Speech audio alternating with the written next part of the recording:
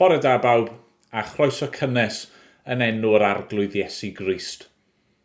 Mae'n siŵr fod llawer ohono ni yr wythnos hon wedi bod yn dychwelyd naill i'r ysgol neu i'r gwaith, ac efallai bod hynny wedi bod yn straen arnoch chi ac yn bryder i rai ohono ni.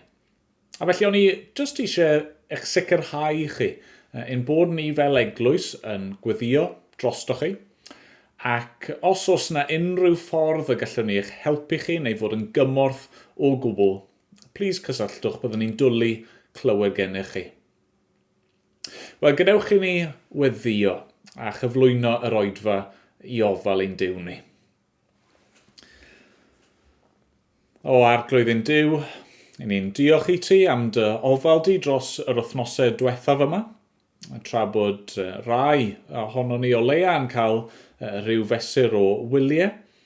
Dad, ni'n gweddio nawr dros y rheini sydd yn dychwelyd i'r ysgol neu i'r gwaith o arglwydd, a wneud i fod yn agos iawn yn y cyfnod newydd a ddigon rhyfedd yma. Dad, ni'n gweddio dros rheini sydd falle heb gael gwyliau, heb gael cyfle i osfwys a sy'n teimlo hynny yn glir iawn ar y foment o arglwydd, a wneud i roi nerth a y gallu i ddyfabarhau os gweli di fod yn dda. A Dad, ni'n gweddio dros bob un ohono ni nawr yn yr oedfa hon. A beth bynnag sydd wedi digwydd yn ystod yr wythnos diwetha, a wneud i bod yn agos a siarad â ni. Os gweli di bod yn dda, a mynd bod ni'n gofyn yn enw yr arglwydd Iesu Grist. Amen. Amen. Wel, gadewch i ni barhau i addoli trwy ganu gyda'n gilydd.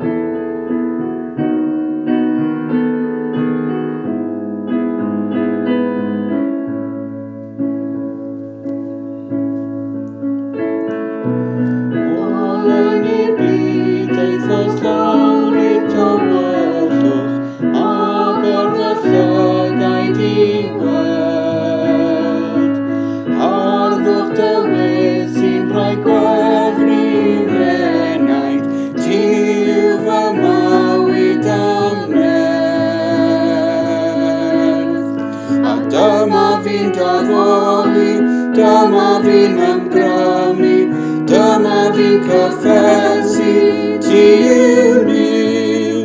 Rwyt ti mor ferchafedig, o mor fendigedig, arglwydd mor garedig, rwyt mor driw.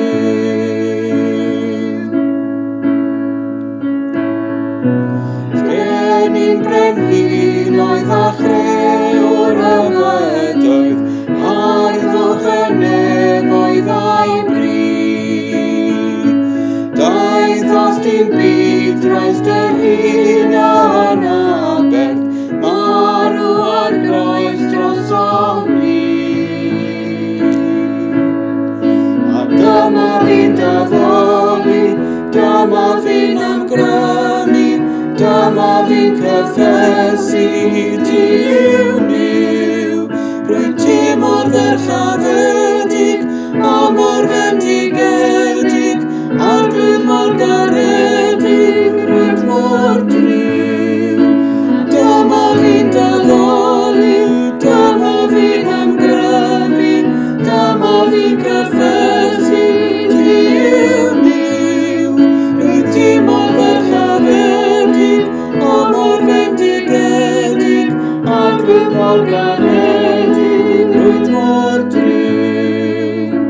A phwy beth all ddirnad maint yr oes, yn dwyn fy mechod ar y graes. A phwy beth all ddirnad maint yr oes, yn dwyn fy mechod ar y graes. A dyma fi'n daddoli,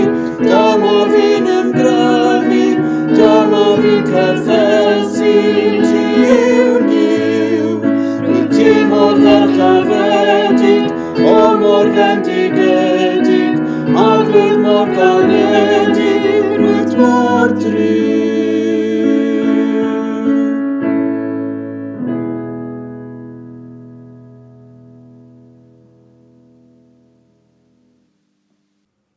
Wel, ni am droi nawr at air ein Duw ni. Ac mae'n darlleniad ni y bore yma'n dod o'r Efengyl yn ôl Ioan. Ni'n cyrraedd diwedd penod 7 a i fewn i benod 8. A well i fi jyst esbonio rhywbeth bach oherwydd falle bydd yn ymddangos fy mod i'n neidio dros darn o'r Beibl sydd o'ch blaenau chi. Mae yna hanes ar ddechrau penod 8, hanes cyfarwydd iawn, lle mae yna wraig yn cael ei dal mewn godineb ac mae'r arweinwyr crefyddol yn herio Iesu ynglyn â hi a mae Iesu'n dweud y geiriau cyfarwydd yna i'r un sydd heb bechu i daflu'r garreg gyntaf. Ond falle yn eich Beibl chi mae'r adran yna mewn italics neu rhywbeth tebyg. A'r reswm dros hynny yw oherwydd fod y mwyafrif o bobl yn cytuno fod yr hanes yna wedi digwydd, fod e'n rhan o fywyd a gweinidogaeth Iesu, y tebyg yw bod ddim i fod fan hyn. Fod ddim i fod yn rhan o Efengyl Ioan. Ac ar ryw bwynt mae wedi cael ei gynnwys fan hyn. A felly, fod yn cofnodi rhan o weinidogaeth Iesu, ac fod yn hanes ddigon gwerthfawr i edrych arni, gan fod siwr o fod ddim yn rhan o destun greiddiol Efengyl Ioan, i ni ddim yn mynd i edrych arno fe gyda'n gilydd y bore yma.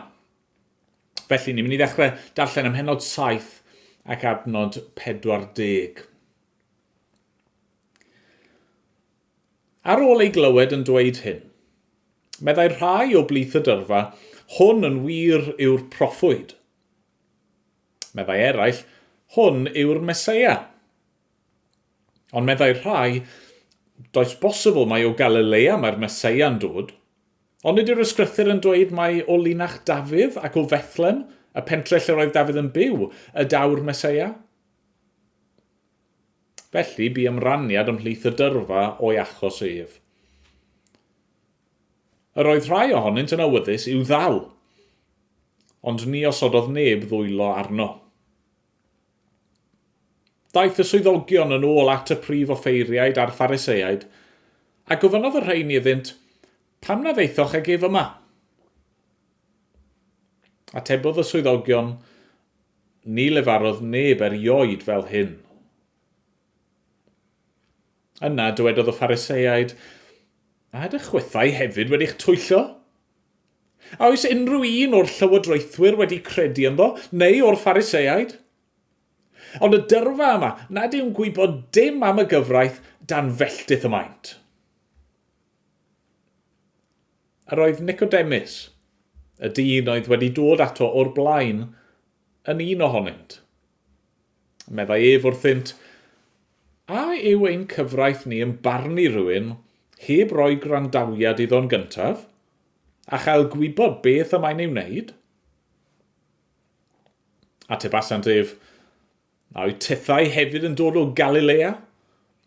Chwilia'r ysgrythyrau, a chai weld nad yw proffwyd byth yn codi o Galilea. Ac yna neidio i adnod 12 o benod 8. Yna llefarodd Iesu wrthynt eto, my fi yw goleini'r byd, meddai. Ni bydd neb sy'n fy nghanlyn i byth yn rhodio yn y tywyllwch, ond bydd ganddo oleini'r bywyd. Meddai'r Phariseiaid wrtho, tystiolaethu amdano dy hun o'r wyt ti, nid yw dy dystiolaeth yn wir. Atebodd Iesu hwy, mai my fi sydd yn tystiolaethu amdano fy hun, y mai fy nhystiolaeth yn wir, am fy mod yn gwybod o ble y deithim ac i ble rwyf yn mynd. Ond ni wyddwch chwi o ble rwyf yn dod nac i ble rwyf yn mynd. Rydych chwi'n barnu yn ôl safonau dynol. Minnau nid wyf yn barnu neb, ac os byddaf yn barnu, y mae'r farn a roddaf yn ddilys, oherwydd nid mae fi yn unig sy'n barnu, ond mae fi a'r tad am hanfonodd i. A mae'n ysgrifenedig yn eich cyfraith chwi fod tystiolaeth dau ddyn yn wir. Mae fi yw'r un sydd yn tystiolaethu amdano fy hun, ac mae'r tad am hanfonodd i hefyd yn tystiolaethu amdano. Yna meddent wrtho, ble mae dy dad di? Atebodd Iesu, nid ydych yn fy adnabod i, na am tad. Pe baich yn fy adnabod i, byddwch yn adnabod fy nhad hefyd. Llefarodd y geiriau hyn yn y trysordi, wrth ddysgu yn y deml. Ond ni afeilodd neb ynddo, oherwydd nid oedd ei awr wedi dod eto. Amen. Wel, diolch i Dduw unwaith eto am ei air i ni. Gadewch i ni weddio efo'n gilydd. O Dduw ein tad a thad ein harglwydd Iesu Grist, i ni'n diolch i ti unwaith eto am yr arglwydd Iesu. Yr un oedd yn gallu dweud amdano fe ei hun, mae fe yw goleuni'r byd. Ac i ni'n diolch yn bod ni'n gallu ymddiried yn ei eiriau fe, oherwydd dy fod ti yn tystiolaethu i bwy yw e. Ac rwy ti wedi cadarnhau y cwbl ddwedodd Iesu trwy ei atgyfodi e o'r bedd ar y trydydd dydd. O, arglwydd yn Duw, i ni'n diolch i ti am hyn. A diolch am y ffyrdd hyfryd, gwych, ryfeddol mae Iesu'n cyflwyno ei hunan i ni. Y ffyrdd i ni yn gallu i deall, o leia yn rannol. Ac arglwydd, ni'n gofyn nawr am dy gymorth i ddeall yn well, yn ddyfnach be mae Iesu'n ei olygu wrth iddo fe ddweud y geiriau hyn amdano fe ei hun. Arglwydd, cadwa ni rhag ysbryd o amau a gwrthod, a cadwa ni rhag caledyn calonau ni yn erbyn dy air di, ac yn erbyn dy annwyl fab di. Dad, i ni'n gofyn nawr y bydde di gyda ni. Ni'n gweld yr wythnosau a'r misoedd nesaf yma yn dal i fod yn ddigon ansicr ac ansefydlog, a ni ddim yn siŵr beth sydd i ddod. Ond Dad, ni'n diolch dy fod ti yn gweld y cwbl yn glir, a arglwydd ni'n gofyn felly arno ti nawr i ddangos y ffordd i ni, i'n harwain ni, ac i wneud y bresenoldeb di yn amlwg iawn i ni. Beth bynnag ddaw arglwydd i ni, yn llawenhau o wybod o fod ti gyda ni. Dad, derbyn ein mawl ni a'n diolch ni yn awr, a wneud i ogoneddu dy hun a yr arglwydd Iesu, wrth i ni edrych ar y gair gyda'n gilydd. Dad, derbyn ni nawr, yn ddiolchgar, a mynd bod ni'n dod yn ei enw a'i heiddiant e. Amen. Amen. Wel, ni'n mynd i gael eitem nesaf i'r plant. Yna bydd Dad yn esbonio rhyw gymaint ar emyn cyn i ni gannu'r emyn yna gyda'n gilydd.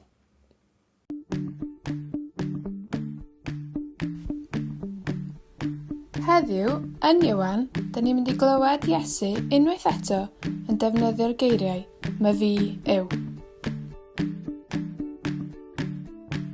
Am eisiau weld Iesu wrthynt eto, mae fi yw goleuni'r byd, meddai.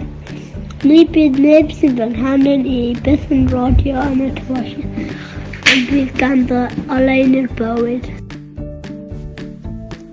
Ymunwch gyda fi heddiw i drio dysgu'r adnod trwy ddefnyddio lluniau, ac hefyd chwarae gêm bach i drio deall o chydig bach yn well.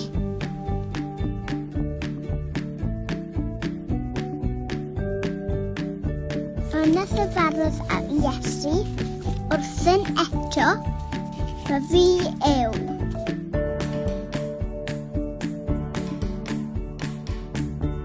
goleunu'r byd, meddai, ni bydd neb sy'n fy hanlen i bris yn rodio yn y tywyllwch, ond bydd ganddo oleunu'r bywyd. Ioan 8, adnod 12.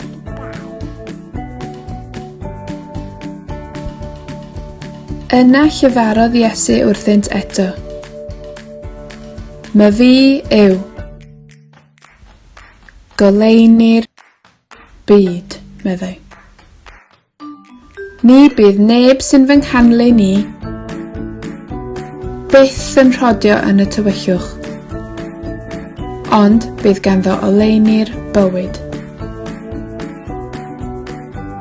Ioan 8, adnod 12. Beth am i chi fynd ati i geisio creu poster i helpu chi gofio'r adnod heb ddefnyddio unrhyw geiriau, just lluniau. Gobeithio fydd y gêm fach yma yn helpu ni i ddeall a chofio os mae Iesu yw goleunu'r byd, y peth gorau gallwn ni wneud yw ei ddilyn ef.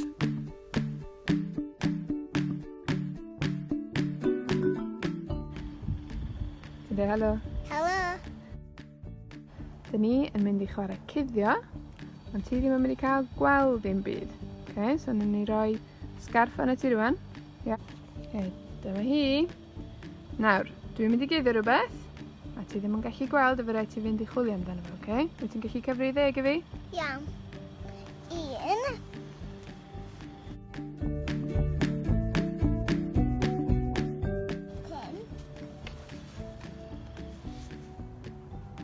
Barod?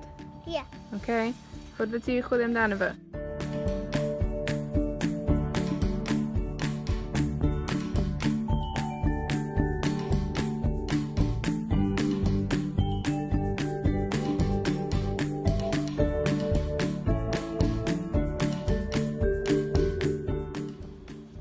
Ti wedi gallu ffindio fe? Na. Pam wyt ti'n methu ffindio fe? Wrth yn gallu gweld. Da iawn. Edrych, ble mae e? Yn rili hawdd. Wrth y sleid. Ti'n mynd yn ola?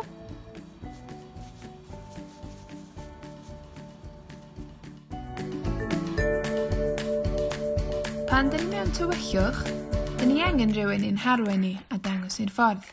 Felly tro hyn, bydd y person sy'n methu gweld yn cael ei arwain gan rhywun sydd yn gallu gweld.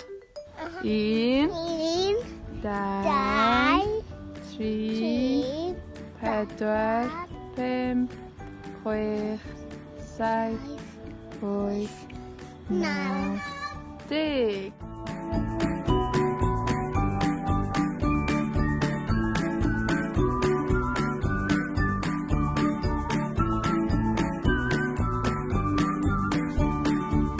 Wrth chwarae'r gêm yma, cofiwch, gan ein bod ni mewn tywyllwch oherwydd ein pechod, Iesu ydy'r unig un sy'n gallu'n harwain ni, gan mai fo ydy'r goleunu'r byd.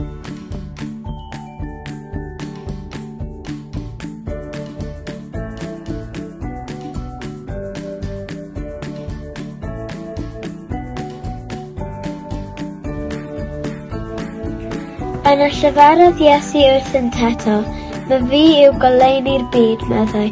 Ni bydd neb sydd yn fy nghanol ni byth yn rhodio yn y tywyllwch, ond bydd ganddo oleunu'r bywyd. Ioan 8, adnod 12.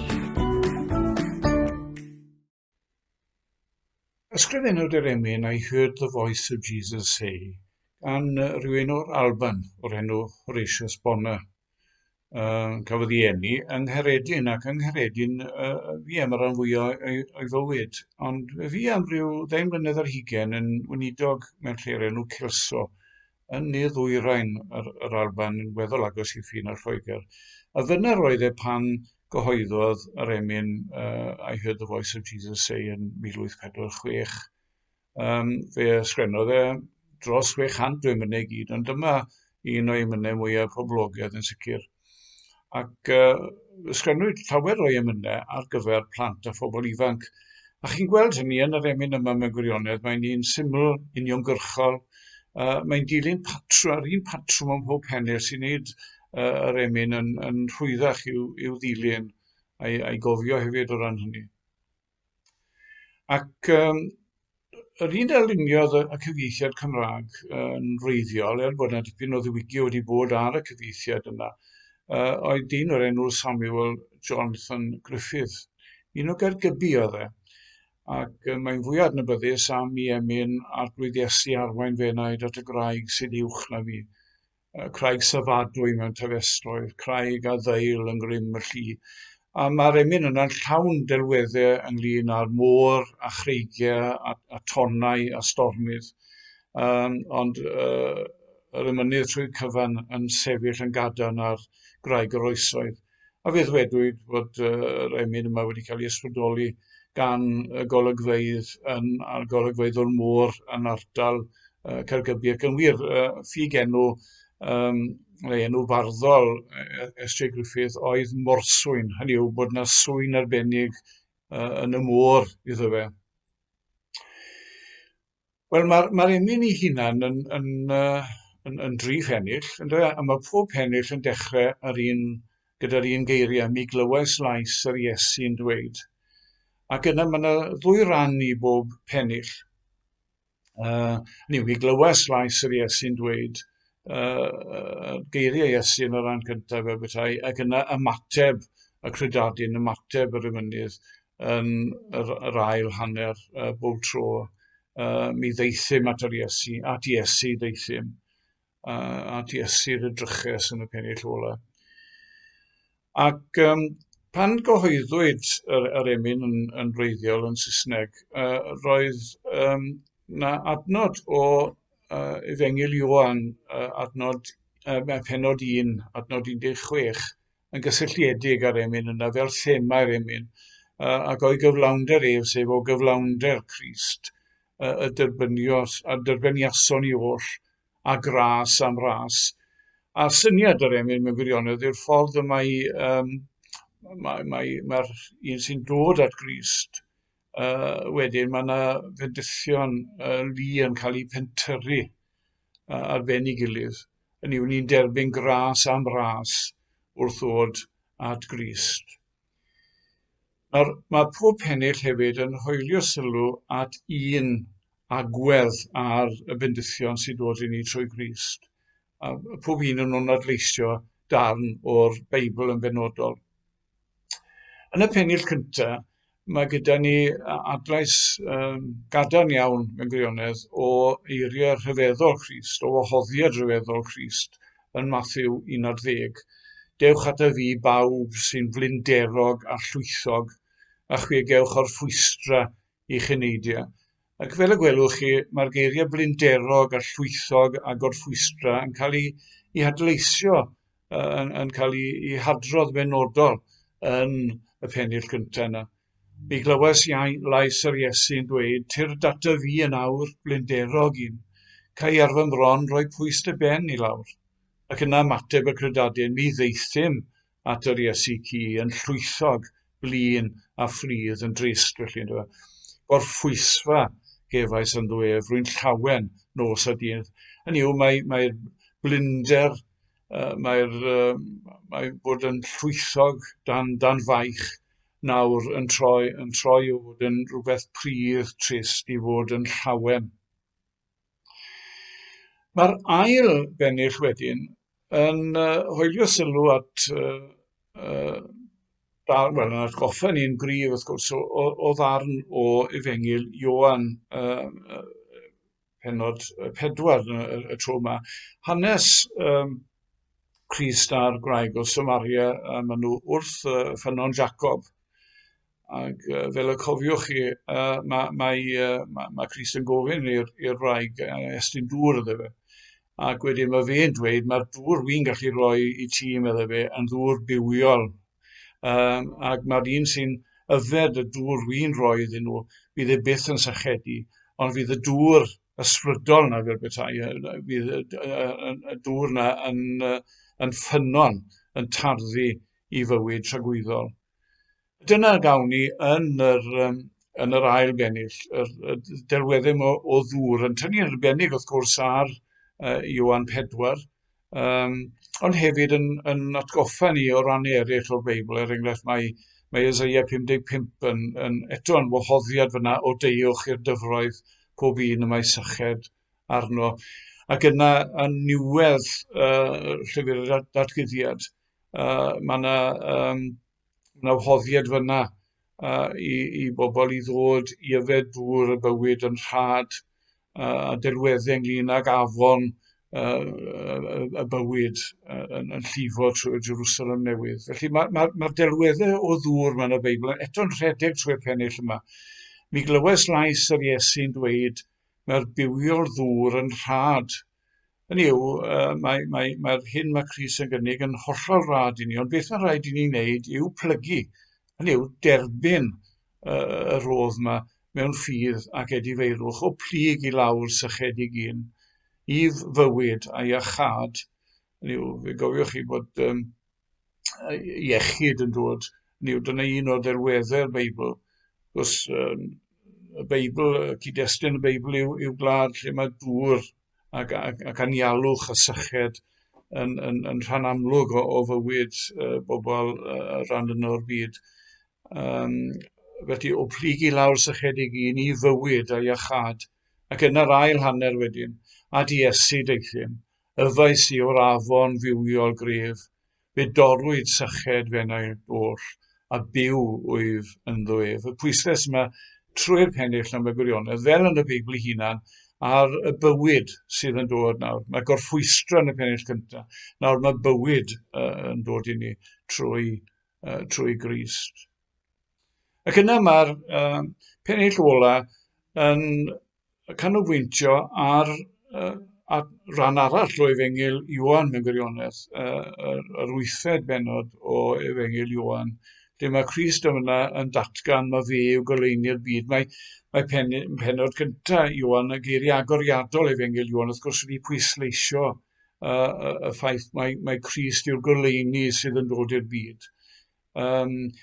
Ac yna mae Crist ei hunan yn sefyll ac yn datgan ac yn dweud mae goleuni'r byd ydw i fi. Hynny yw, a bod yr hwn sy'n ei ddilyn meddwl fe, ni rodia yn y tywyllwch.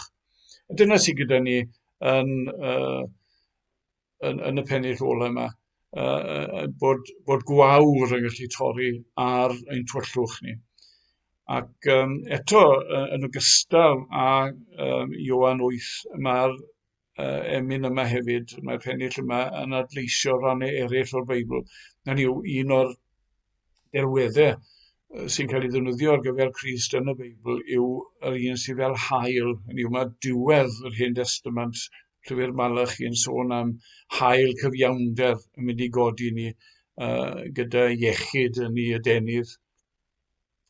Ac yna mae diwedd y Testament Newydd yn llyfr y Datguddiad, mae'n fyna yn sôn am Grist fel y seren fore eglur.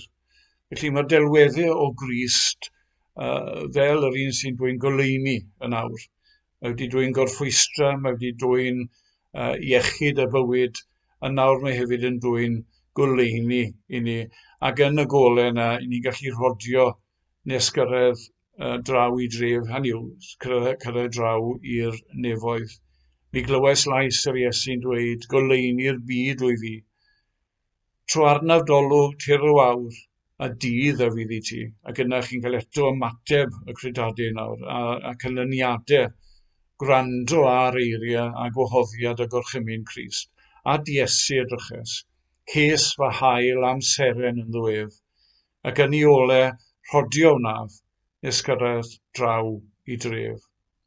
Wel, ar un lefel, emyn syml yw'r emyn yma, ond wrth gwrs mae'n cyfleu gwirioneddau mawr a dwfn.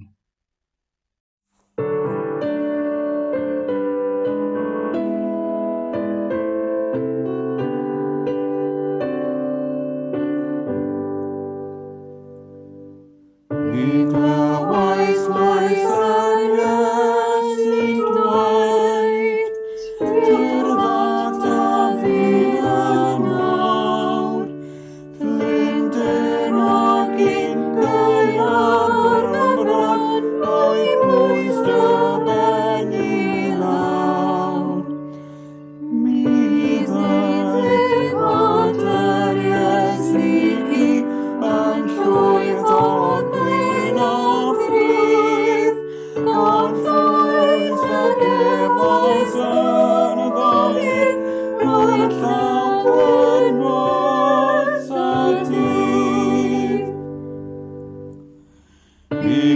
glywais lais yr Iesu'n dweud, mae'r bywiol ddŵr yn rhaid. O plid yn nawr a chydig ei fywyd o'i archad. Adnes i dweud ddim a faes i o'r afon fywiol gryf. Pedorwyd a chefn a'i ddod a byw o'i fan y ddoedd. Mi glywais lais yr Iesu'n dweud, goleu'r byd drwy fi, trwy arnaf dolwg dyfel awr a dydd a fydd i ti. Adies i drychais, ges fel hael, amser yn ddoedd, ac yn ei olau fawd ymlaen, nes gyrraedd draw i dref.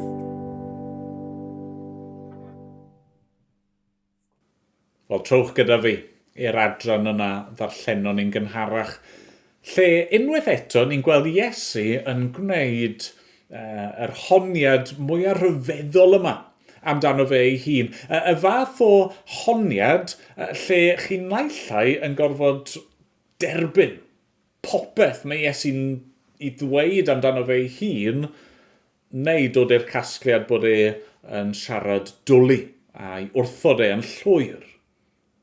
Mae fi yw goleuni'r byd. A dyna mae Iesu'n ei ddweud. Dyna siwr mae Iesu'n cyflwyno'i hunan i ni y bore yma. Mae fi yw goleuni'r byd. A ni wedi gweld yn dyn ni, Iesu yn defnyddio symbolau neu darluniau ddigon syml i ddangos i ni pwy yw e. Ni wedi clywed e'n dweud mae fe yw bara'r bywyd, a mae pob person fwy neu lai ar wyneb daear yn deall rhywbeth o be mae hynny'n ei olygu, achos ni'n gwybod beth yw bara, ni'n gwybod beth yw hi i eisiau bwyd. Yr un fath wrth i Iesu ddweud fod e'n cynnig dŵr bywiol i bobl sychedig.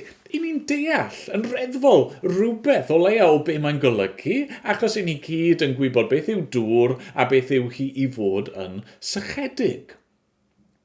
A fan hyn, unwaith eto, wrth i Iesu ddweud, mae fi yw goleuni'r byd, mae rhan ohono ni sydd yn gwybod, yn deall, heb bron a bod rhyw lawer o ymdrech, be mae'n ceisio i gyfleu. Mae'n ddarlun dealladwy. Ac eto, mae'n ddarlun enfawr. Mae fi yw goleuni'r byd, meddai Iesu. A nid just un math o oleuni ydw i. Nid yr hael yw goleuni a ffynhonnell bywyd y byd, meddai Iesu. Na, mae fi. Fi yn unig. Fi yw'r gwir oleuni. A ni wedi gweld y syniad yma yn barod yn dyn ni yn Efengil Ioan. Reit nôl ar ddechrau'r llyfr, y bennod gyntaf, adnod 4. Ynddo ef yr oedd bywyd, a'r bywyd goleuni dynion y doedd. Y mae'r goleuni yn llewyrchu yn y tywyllwch, ac nid yw'r tywyllwch wedi ei drechu ef. Ond mwyn i ni ddeall yn well be mae Iesu'n golygu, mae'n rhaid i ni gofio beth yw'r cyd-destun fan hyn. A'r cyd-destun yn dal i fod yw gŵyl y pebyll. Nawr welon ni yn yr adran flaenorol, yn ystod gŵyl y pebyll, oedd na ddefod o dywallt dŵr. Ac wrth i'r bobl wneud hynny, ond nhw'n cofio bod Duw di rhoi dŵr iddyn nhw o'r graig yn yr anialwch, O'n nhw'n cofio fod Duw wedi rhoi glaw iddyn nhw yn yr flwyddyn honno, ac o'n nhw'n cofio hefyd fod Duw wedi addo tywallt allan nid dŵr ond yr ysbryd glân ar ei bobl. Felly dyna oedd un ddefod yn ngwyl y pebyll. Defod arall oedd goleuo yr canhwyllbren. Yr canhwyllbren enfawr yma yn y deml. A dwi ddim yn amlwg oedd hyn yn digwydd bob dydd, neu just ar yr noson ola, ond yn ôl pob tebyg oedd y canhwyllbren yma, a'r golau oedd e'n cynhyrchu, oedd e mor fawr, mor llachar, byddwch chi'n gallu weld o amgylch Jerusalem. Oedd y bobl yn dod i'r deml mwyn dathlu yng ngolau y canhwyllbren yma. Ac oedd y symboliaeth tu ôl i'r canhwyllbren yn eitha amlwg. Nôl yn yr Exodus, pan oedd y bobl yn byw mewn pebyll yn yr anialwch wrth i Dduw eu hachub nhw, oedd e wedi mynd o'i blaenau nhw, chi'n cofio, mewn colofn o dan, goleuni, yn dangos y ffordd iddyn nhw. Ac wrth gwrs, o'n nhw hefyd yn dathlu bod Duw wedi rhoi yr haul gyda'r glaw yn ystod y flwyddyn yna. Yr haul yn dod ac yn rhoi ffrwyth a cynnyrch y tir. Ond o'n nhw hefyd yn edrych ymlaen. Edrych ymlaen i gyflawniad addewidion Duw. Oedd Duw wedi dweud wrth i bobl bod yna ddydd pan fydda fe ei hun yn dod i'w plith nhw ac yn llewyrchu arnyn nhw. Eseia 60:1. Cod llewyrcha oherwydd daeth dy oleuni. Llewyrchodd gogoniant yr arglwydd arnat. Bod tywyllwch yn gorchuddio'r ddeiar a'r fagddu dros y bobloedd, bydd yr arglwydd yn llewyrchu arnat ti, a gwelir ei ogoniant arnat. Nid yr haul fydd mwyach yn goleuo i ti yn y dydd, ac nid y lleiad fydd yn llewyrchu i ti yn y nos, ond yr arglwydd fydd yn oleuni di-baid i ti, ath Dduw fydd yn ddisgleirdeb i ti. Ni fachludad a haul mwyach, ac ni ffallad y leiad oherwydd yr arglwydd fydd yn oleuni di-baid i ti, a daw diwedd ar ddyddiau dy halar. Ac ar y pwynt yma nawr, mae Iesu fel petai yn dweud, unwaith eto, dyma fi. Fi yma. Y goleuni chi wedi bod yn aros amdano fe. Yr goleuni oedd yn cael ei arwyddo gan y ganhwyllbren yn y deml. Yr goleuni yna oedd yn cael ei gysgodi wrth i Dduw ddod â chi allan o gaethiwed a trwy'r anialwch. Y goleuni yna i ni'n ei weld o ddydd i ddydd wrth i'r haul ddisgleirio arno ni yn dangos ffyddlondeb Duw. Fi yma. Dyma fi. Dewch ata fi. Nawr, cyn i ni fynd ymlaen a meddwl ychydig yn fanylach am be mae Iesu'n ei olygu, fi eisiau ni gymryd ychydig o funudau i feddwl am y tywyllwch yn gyntaf. Cyn bod ni'n gallu gwerthfawrogi goleuni Crist, mae eisiau ni weld ychydig yn fwy am dywyllwch y byd. Chi weld, mae goleuni Iesu fan hyn yn rhywbeth o uwch o leio y ffaith fod yr arweinwyr crefyddol, y bobl pwysig yma, y rai oedd yn gwrthwynebu Iesu, maen nhw mor amlwg mewn tywyllwch. A gallwn ni ddweud bod nhw yn ddall, yn ysbrydol, ddim yn gallu gweld yn iawn pwy yw e. Oherwydd, ni'n gweld nhw'n gwneud nifer o gamgymeriadau neu camsyniadau. Maen nhw'n anghywir mewn gymaint o ffyrdd, hyd yn oed yn yr adran fach yma. Gyntaf i gyd, maen nhw yn y tywyllwch achos maen nhw'n meddwl bod nhw'n gwybod yn iawn pwy yw Iesu. Maen nhw'n meddwl bod nhw'n gwybod yn iawn o le mae'n dod. Ni wedi gweld yn barod bod nhw'n cymryd yn ganiataol bod nhw'n gwybod bod e o Galilea a pwy yw ei dad e a'i fam e ac ond nhw'n meddwl bod nhw'n gweld y cwbl. Ond wrth gwrs, dydyn nhw ddim. Fod Iesu wedi cael ei fagu yng Galilea, ac mae'r dyn wnaeth ei fagu fel tad oedd Joseph y sair, nid dyna pwy yw Iesu. Na, maen nhw wedi colli'r peth mwy allweddol amdano fe, fod e wedi dod o'r nefoedd. Ond nhw ddim yn sylweddoli bod e wedi cael ei eni ym methlem tref Dafydd, ond o'n nhw yn sicr heb weld bod e wedi dod i lawr, y mab tragwyddol yn cymryd cnawd a dod i'n plith ni. Ond nhw ddim yn gweld fod ganddo fe dad yn y nefoedd, fod Duw ei hun yn dad iddo fe. Yna, ni'n gweld nhw'n yn syth yn gwneud camgymeriad pellach. Adnod 48, mae'r milwyr yma yn dod nôl atyn nhw. Y rai wedi cael ei anfon i arestio Iesu'n dychwelyd yn waglaw, ac maen nhw'n gwylltio, methu credu bod nhw ddim wedi arestio Iesu, ac maen nhw'n dweud adnod 48, a oes unrhyw un o'r llywodraethwyr wedi credu ynddo, neu o'r Phariseaid? Hynny yw, be maen nhw'n dweud yw, swn chi'n gallu meddwl fod Iesu'n special? Ni ddim wedi credu ynddo fe. A ni ddylse wybod na gyfa.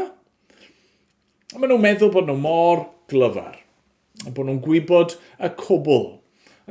Stym un ohonyn nhw wedi bod yn ddigon twp i gredu yn Iesu, a felly dylse chi ddim talu unrhyw sylw iddo fe. Ond yna, beth sy'n digwydd? Wel, mae un o'i plith nhw yn dangos, wel, na, mae eisiau ni ystyried, mae eisiau ni amddiffyn Iesu. Adnod 50. Yr oedd Nicodemus, y dyn oedd wedi dod ato o'r blaen, yn un ohonynt. Meddai wrthynt, a yw ein cyfraith ni yn barnu rhywun, heb roi grandawiad iddo yn gyntaf, a chael gwybod beth y mae'n ei wneud. Oedd Nicodemus di dod at Iesu yn y tywyllwch liw nos. Ond ar ryw bwynt, falle hyd yn oed erbyn y pwynt yma, mae wedi dod at oleuni Iesu. A felly, dyw hyd yn oed i dealltwriaeth nhw o'r sefyllfa o beth yn digwydd yn eu plith nhw. Mae'n anghywir. Ac yna, ni'n gweld nhw yn pentyrru camgymeriadau ac yn mynd hyd yn oed ymhellach. Adnod 52. A tebasant Nicodemus, a o'i tithau hefyd yn dod o Galilea. Chwilia'r ysgrythyrau a chai weld nad yw proffwyd byth yn codi o Galilea. Nawr, doedd hynny just ddim yn wir. Os chi'n mynd nôl i edrych yn yr Hen Testament, mae gennym ni enghreifftiau fel Jona a Nachim sydd yn dod o Galilea, ac mae'n ddigon posib, ni methu bod yn hollol siŵr, fod yna broffwydi amlwg eraill fel Meica a Hosea, a falle hyd yn oed Elias yn dod o Galilea. Ac ar ben hynny, mae fel tasyn nhw wedi anghofio un o addewidion allweddol Duw yn yr Hen Testament. Darn i ni fel arfer yn darllen adeg yn Nadolig, sef Eseia pennod 9. Ond ni fydd tywyllwch eto i'r sawl a fi mewn cyfynder.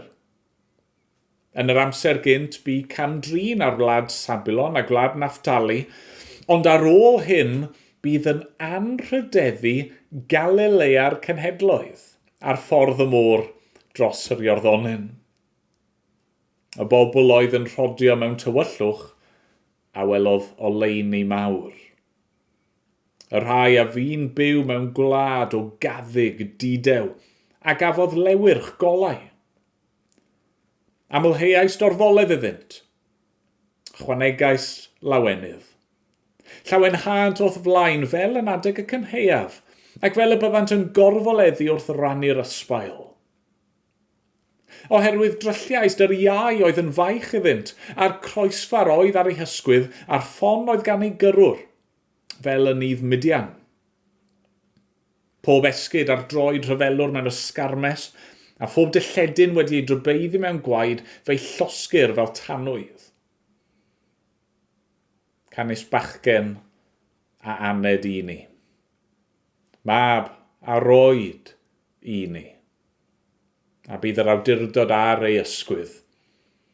Fe'i gelwyr cynghorwr rhyfeddol, Duw cadarn, tad bythol, tywysog heddychlon. Ni bydd diwedd ar gynnydd ei lywodraeth, nac ar ei heddwch i orsedd Dafydd a'i frenhiniaeth. Yw sefydlu'n gadarn a barn a chyfiawnder o hyn a hyd byth. Bydd sêl arglwydd y lluoedd yn gwneud hyn.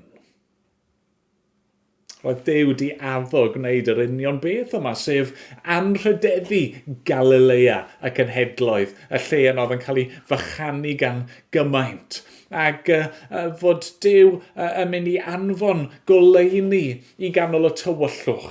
Fod yn mynd i achub ei bobl o'i holl gelynion nhw.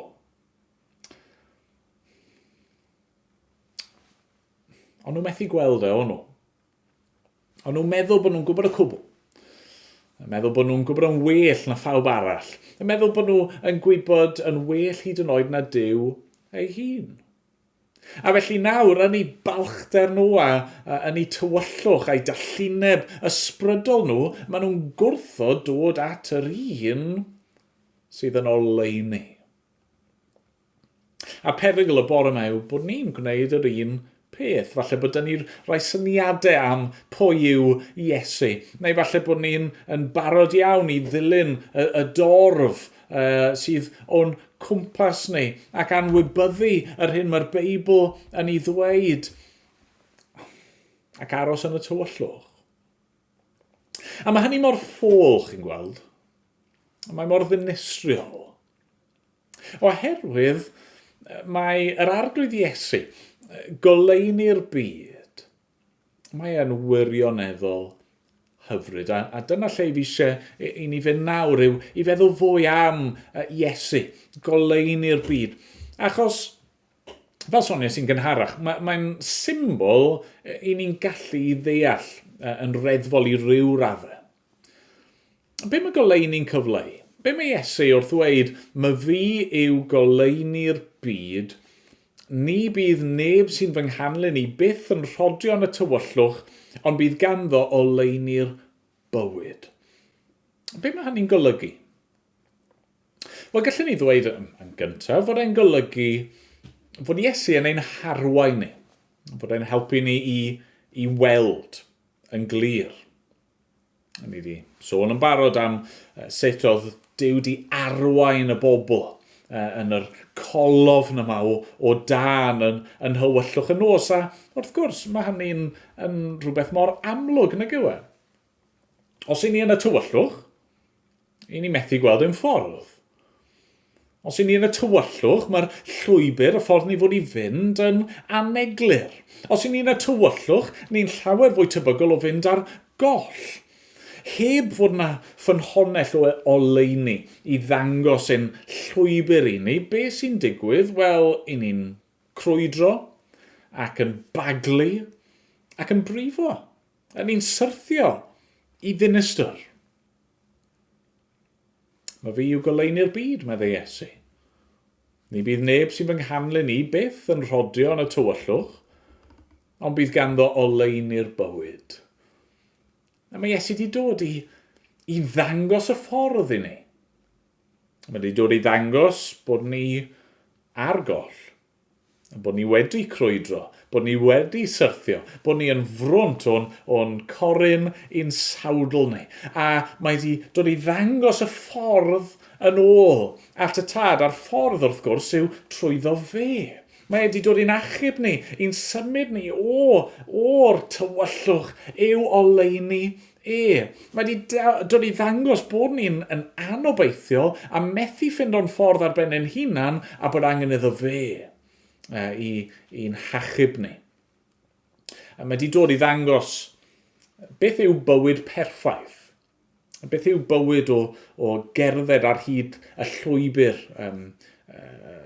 cyfiawn. Mae Duw wedi fwriadu ar ein cyfer ni. Ac yna mae wedi rhoi ei fywyd yn aberth drosto ni fel bod ni yn awr yn gallu i ddilyn ac yn gallu byw bywydau sydd yn plesio Duw. Beth arall? Wel, yn amlwg mae goleuni yn cyfleu bywyd. Mae'n cyfleu daioni. Nag yw e? Chi'n edrych allan o'r ffenest ac yn gweld yr coed a'r planhigion a'r blodau ac i ni gyd yn gwybod yn dyn ni. Sut maen nhw'n tyfu? Wel, oherwydd yr haul. Maen nhw angen yr haul mwyn tyfu a dwy'n ffrwyth a bod yn iach. Mae 'da fi ryw atgof o tygau, bioleg, a geiriau hir fel photosynthesis, yr ffordd mae'r planhigyn yn troi pelydre'r haul i fod yn egni ac i allu tyfu ac mae'r un peth yn wir amdano ni. Ni angen, wel nid yn unig goleuni'r haul, ond ni angen goleuni Duw. Os chi eisiau rwystro rhywbeth rhag tyfu yn yr ardd, i chi'n gorchuddio fe, chi'n rhoi rhyw light excluding mulch neu rhyw matiau di dros i bennau ac yn y diwedd fydd y pethau hynny jyst yn marw.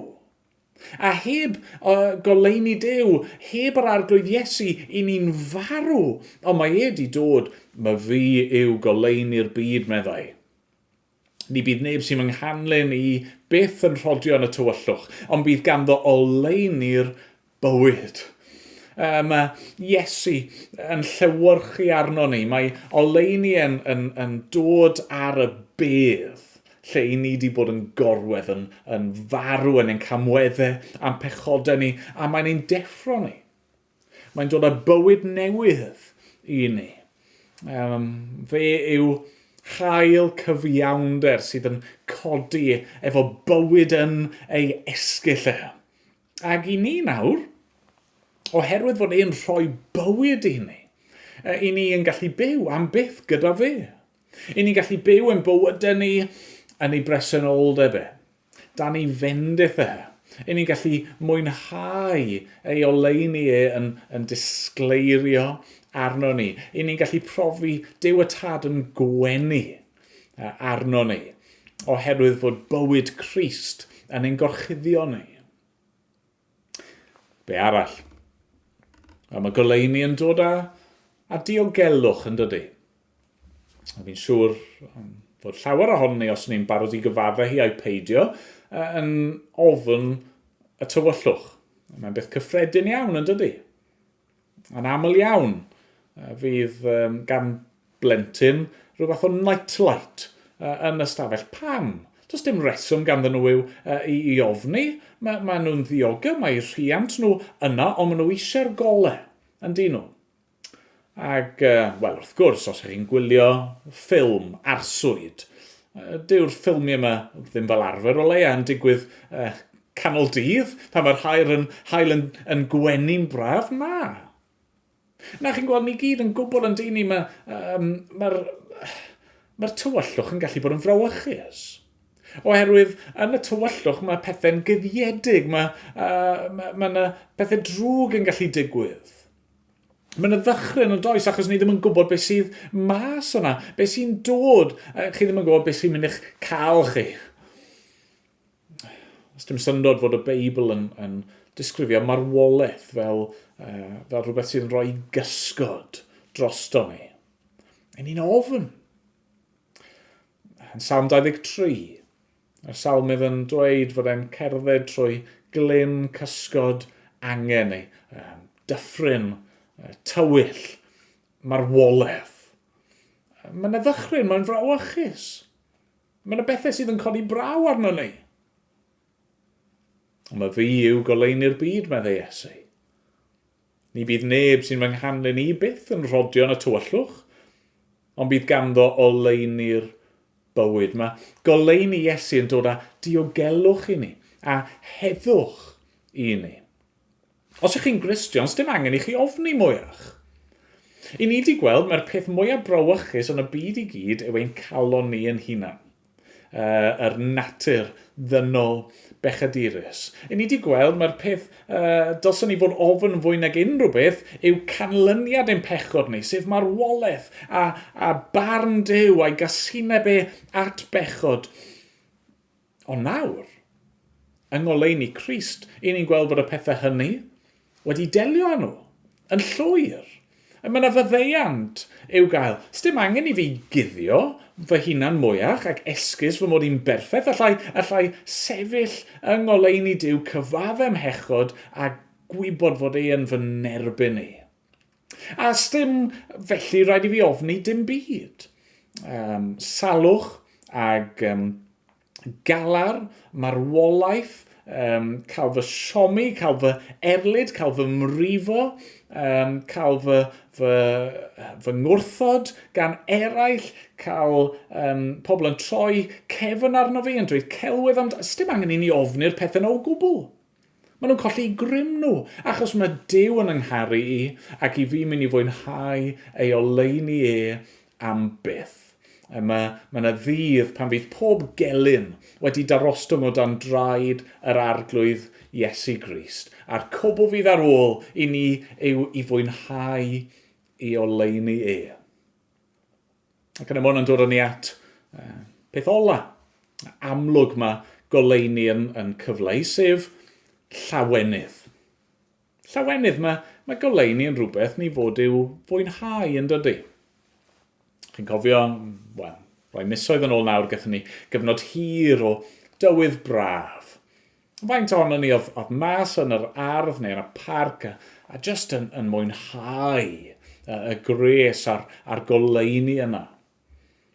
Ond wir, os ych chi ddim yn cael digon o ole'r haul, os ych chi'n gweithio shifts nos, mae yna beryglon yn does. Maen nhw'n sôn am y SADs yma, yr Seasonal Affected Disorder, fi'n credu, rhywbeth fel newi, ond yn y bôn, ych chi'n mynd yn drist ac yn isel oherwydd bod chi ddim yn cael yr goleuni sydd ei angen arnoch chi.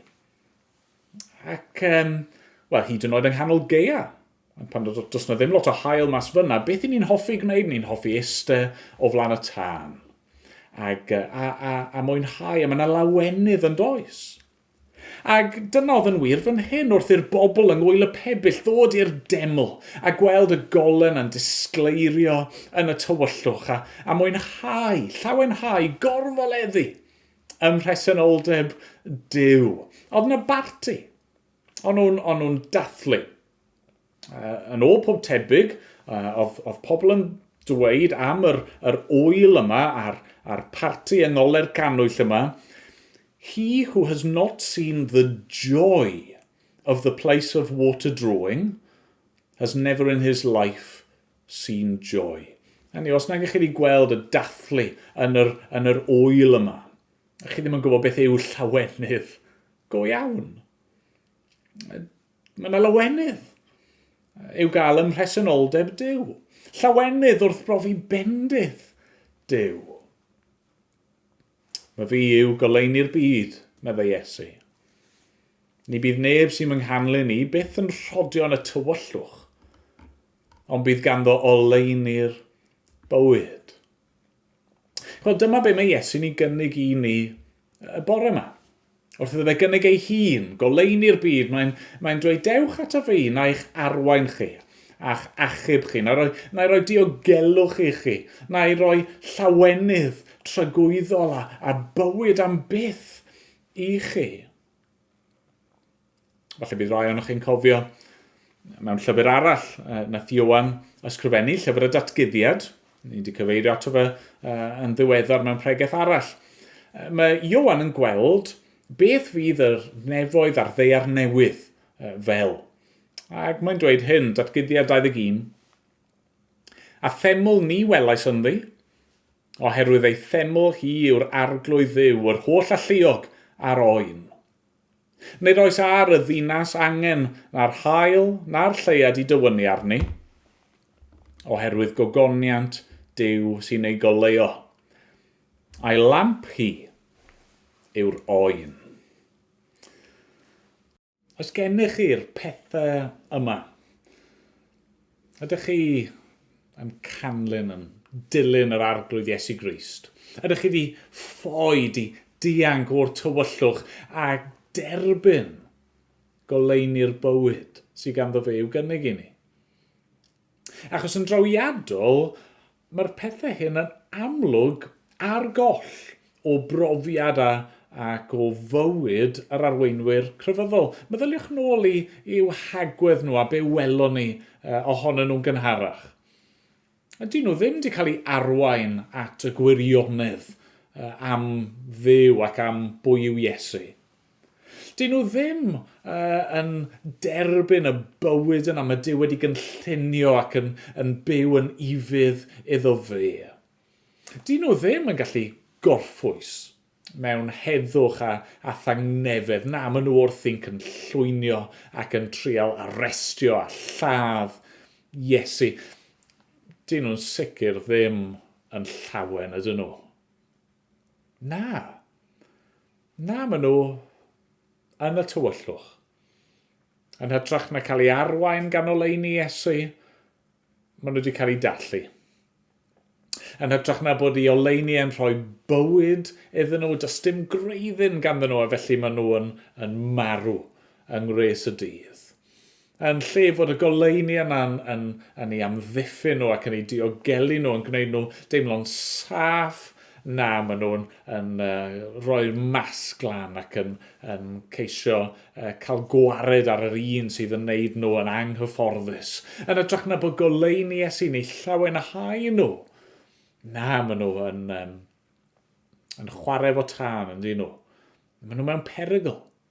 Maen nhw'n gwynebu dinistyr. Mae fi yw goleuni'r byd, meddai Iesu.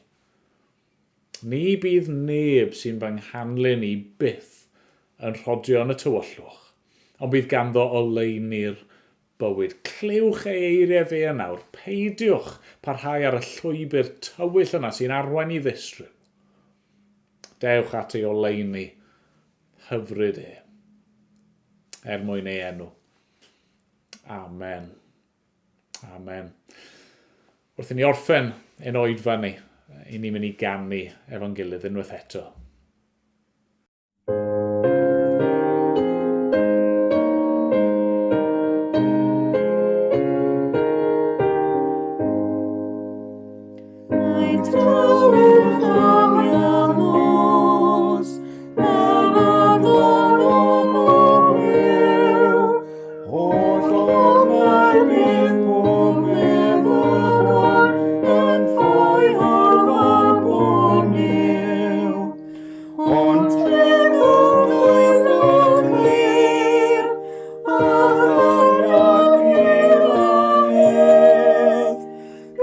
Fod yn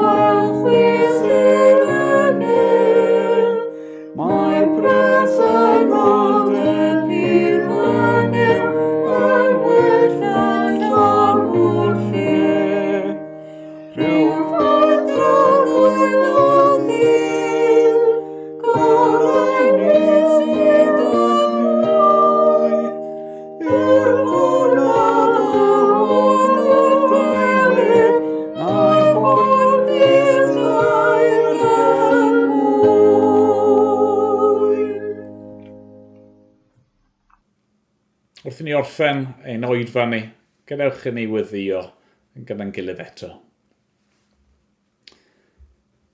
O arglwydd ein Duw i ni, yn diolch i ti unwaith eto am dy air di i ni, ac yn diolch am Iesu goleun i'r byd.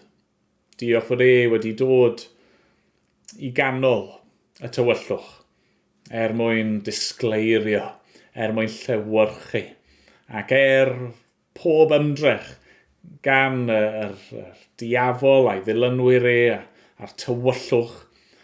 Dy'r tywyllwch ddim wedi gallu i drechu. Mae oleuni yn dal i lewyrchu. Arglwydd, ni'n gofyn nawr am dy gymorth di i gofio'r pethau hyn ac i dderbyn yr hyn mae'r arglwydd Iesu yn ei gynnig i ni. Dad, clyw ein gweddi ni nawr. Bydd gyda ni.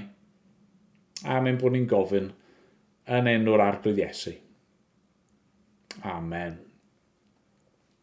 Amen.